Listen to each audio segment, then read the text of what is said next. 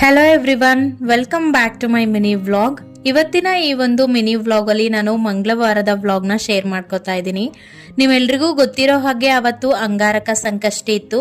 ಹಾಗೆ ಇವಾಗ ಕಾರ್ತಿಕ್ ಮಾಸದಲ್ಲಿ ಬಂದಿರತಕ್ಕಂತಹ ಅಂಗಾರಕ ಸಂಕಷ್ಟಿ ದಿನ ತುಂಬಾನೇ ಶ್ರೇಷ್ಠವಾಗಿದ್ದು, ಹಾಗೇನೆ ಅವತ್ತು ನಾವು ಯಾವುದೇ ರೀತಿ ಸಂಕಲ್ಪ ಮಾಡಿದ್ರು ಕೂಡ ಅದು ಫಲಿಸತ್ತೆ ಅಂತಾನೆ ಹೇಳಬಹುದು. ಹಾಗಾಗಿ ನಾನವತ್ತು ಕಡ್ಲೆಹಾರ ಗಣಪತಿ ಪೂಜೆನ ವ್ರತಧಾರಣೆ ಮಾಡಿದ್ದೆ.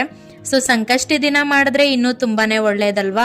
ಅದರಲ್ಲೂ ಎಸ್ಪೆಷಲಿ ಮಂಗಳವಾರ ಸಂಕಷ್ಟಿ ಅಂತೂ ತುಂಬಾನೇ ಶ್ರೇಷ್ಠವಾದ ದಿನ ಆಗಿರೋದ್ರಿಂದ ಅವತ್ತಿಂದ ನಾನು 21 ಮಂಗಳವಾರ ಮಾಡುವಂತ ವ್ರತವನ್ನ ನಾನವತ್ತಿಂದ ಸ್ಟಾರ್ಟ್ ಮಾಡ್ಕೊಂಡಿದ್ದೀನಿ. ಹಾಗೆ ಸಂಜೆ ಗಣಪತಿ ದೇವಸ್ಥಾನಕ್ಕೆ ಹೋಗಿ ಬೆಲ್ದಾರತಿ ಮಾಡ್ಕೊಂಡು ಹಣ್ಣು ಕಾಯಿ ಮಾಡಿಸ್ಕೊಂಡು ಗಣೇಶನ ದರ್ಶನನೂ ಕೂಡ ಮಾಡ್ಕೊಂಡು ಬಂದ್ವಿ.